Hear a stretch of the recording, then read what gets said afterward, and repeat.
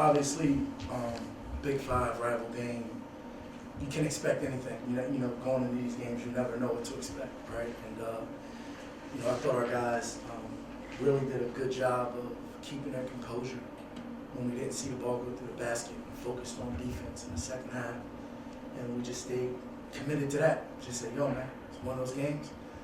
Ball's not going through the basket. We gotta dig, scrap, and claw, and find a way to win by 1 point. All we gotta do is win by one, and we did that. Proud of these guys, and hopefully we can just use it as momentum to just keep getting better as we head to the A-10 tournament. Got Duquesne coming up on Saturday, so gotta turn the page quick and start preparing for them. Questions for the student athletes?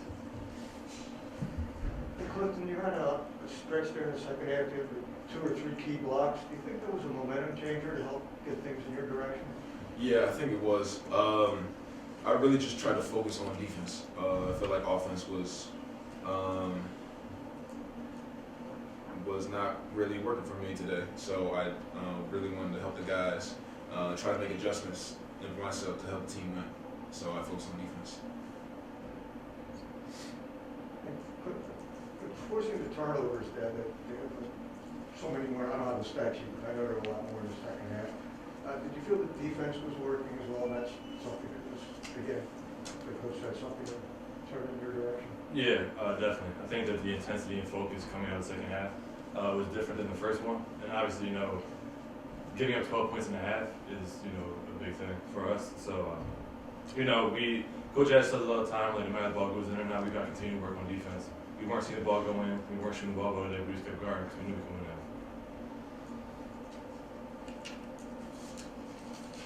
More questions for the student athletes? All right, you go. Cliff 7 blocks, puts him one off of the all-time record held by Lionel Simmons. Coach, it was kind of deja vu from MLK Day when y'all played him out at Hagan Arena. Can you talk about kind of what you were telling your players down the stretch, knowing that you did it before? We did it versus Dayton too, right? So we used both games as a frame of reference. Last game versus St. Joe's, last game versus Dayton we played last Saturday. We were down, struggling on offense, didn't see the ball go through the basket, and we used our defense to create offense for ourselves, right?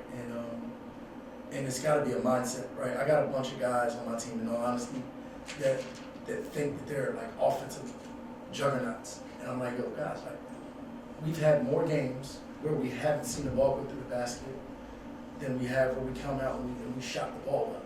So it doesn't make sense for us to hold our heads and allow our offense to impact our effort on defense, right? So, they bought into it today, and we got momentum where we got stop after stop after stop. Cliff came up huge, just protecting the rim.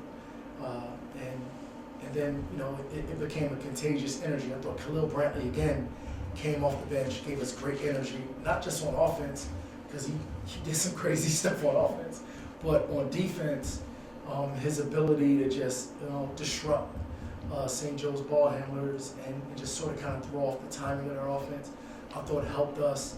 And then, because he was defending so well, we left him out there and he made some huge shots, in the clutch when we needed him. So just an overall great team effort. Jack Clark again,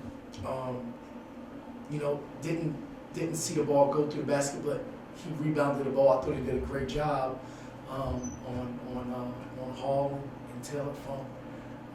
And it's one of those games where you got Hall and Funk, and our guys have to exhaust all of their energy guarding those two guys because they're so good on offense.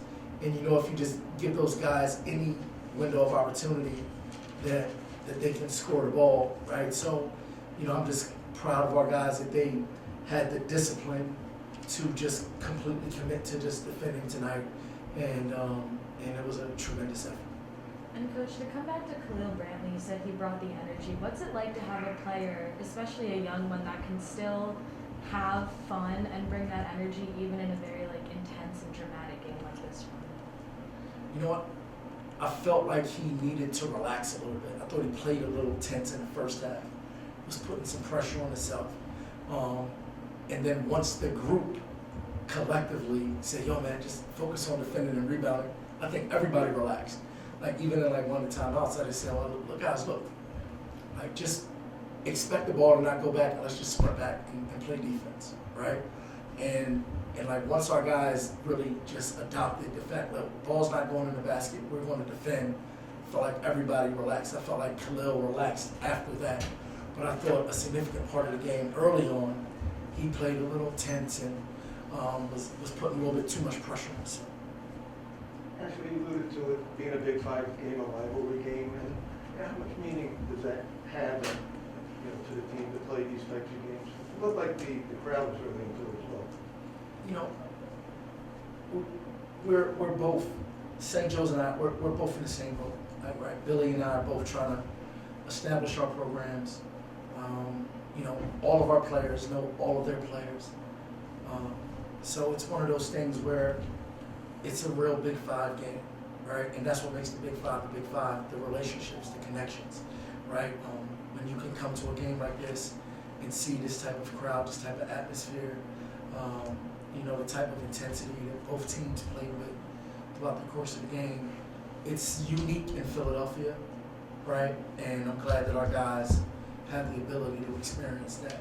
Even in a year where we're really still trying to, figure out what our identity is, to have a game like this late in the season where you feel like, you're playing for something substantial, I think it really adds to the experience for our players. Ash, it's a high probability you see these guys again in a few days. What are the pros and cons of coming right back and having to deal with them again? I mean, the pros and the cons are, it's hard to beat a team 3 times, right? That's the obvious thing. Everybody says that. But the reality is, once the A-10 tournament starts, everything goes out the window. So what we did these first 2 games means absolutely nothing, right? So we just got to turn the page. The biggest thing for us is just going in with the mindset that, if we go out there and the ball doesn't go through the basket, we can find another way to win. And whether we're playing St. Joe's or St. Louis or Dayton or Davidson, we have to have that mentality, right? And as long as we play with that mentality and we can go out there and put our best foot forward, I'll be proud of our guys. I may be more proud of our guys today than any game that we've ever played, because today our guys showed the attitude and the resilience that I want LaSalle basketball to represent. Whether the ball's going in or not, we're still going to dig, scrap, and claw and find a way to win. So, we play these guys in a week from now, I'm going to be preaching the same message, right? I think our guys believe it because we've done it now 2 games in a row, and hopefully we can continue to have that same belief when we go down to DC.